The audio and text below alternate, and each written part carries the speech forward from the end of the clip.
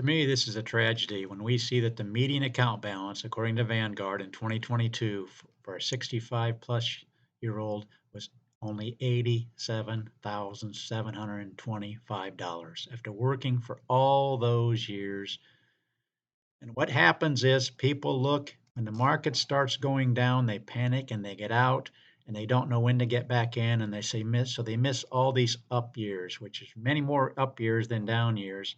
And so what happens is they miss this right here. I want you to catch this in this gold box right here. Looking back over the 20-year period, you can read it there for yourselves. But if you miss the top 10 best days in the stock market, your overall return was cut in half.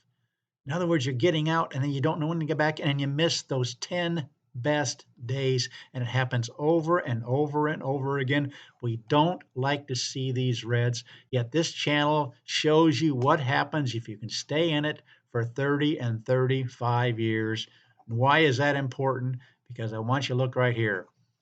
If you stay in the market for 10 years, you can hit some down years like 1929 to 38. That was a down period. But if you can stay with it, for a 30 or 35 year, especially like the 35-year average. These are the returns for every single year.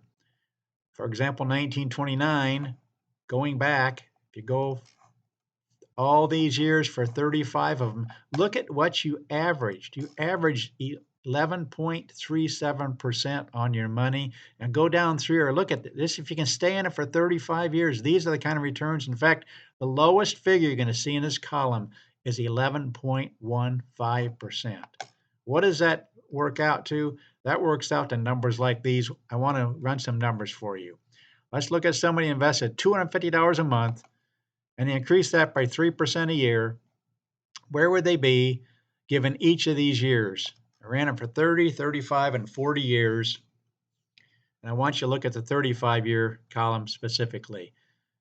1923, for the next 35 years, the returns you would have had the maximum, well, actually 1923 would have had 1.357 million. But if you look down through this column, the most you're going to see is 3.132 million. That's investing just $250 a month and increasing that by 3%. These are the top three of the last 100 years. This is the median, by the way. The median, 1.39 million with just this kind of money. The minimum you would have is 930,000. That's in the absolute worst case scenario. But look at these numbers ranging from 3.123 down to 930 with just investing $250 a month. I wanted to show you what the $250 a month would accomplish, but the reason I picked that number is I want to go back 35 years ago. 1988, the median income was 32,190. 10% of that experts recommend financial advisors, which I'm not one, but they recommend saving 10% of your income. So back then, 32,190, 10% of that would have been $268 a month. That's why I ran it at 250. That was the closest number. 250 came out to what did we see? $250 a month at this kind of a range over a 35-year period. From 3.132 down 930 over all these years. Now, of course, we're looking at just 1988, but I want you to notice something. If you would have done this $268 a month, beginning back in 1988, which would be 10% of your median income back then, you would have had in the worst, again, this is the worst case scenario, you would have had 997,000. That's running at 268. Of course, you could have had a lot more than that. Again, if we look at this, you could have anywhere from 3.132. I was running at 250, not 268, but look at these kind of numbers. That's the kind of numbers you could have over a 35-year period if you stay with it. If you get out, if you get in and get out, then you're going to end up like these Vanguard people with 87,000 and the average account was 279 when you could very easily have $1 million. I just saw this recently. The average American retiree has about 170,000 in there. You see all kinds of different numbers, but basically what we're seeing is the American retiree has way too little in savings. They recommend 555,000, which is 10 times what the average salary is today, according to certain studies. But notice this, only a small fraction of retirees, around 8 to 10%, have successfully saved $1 million. And yet, if you just did $250 a month, increase that by 3%, this is a minimum. We have 930,000 after 35 years, but the median be 1.390. If you go from there to there, that's the range. And what we're saying on this channel is that it's going to be any different than what it's done in the last 100 years. You're going to be somewhere in these numbers, somewhere in this range. So if you can just save 10% of your income, you're going to get to that $1 million figure in almost every case.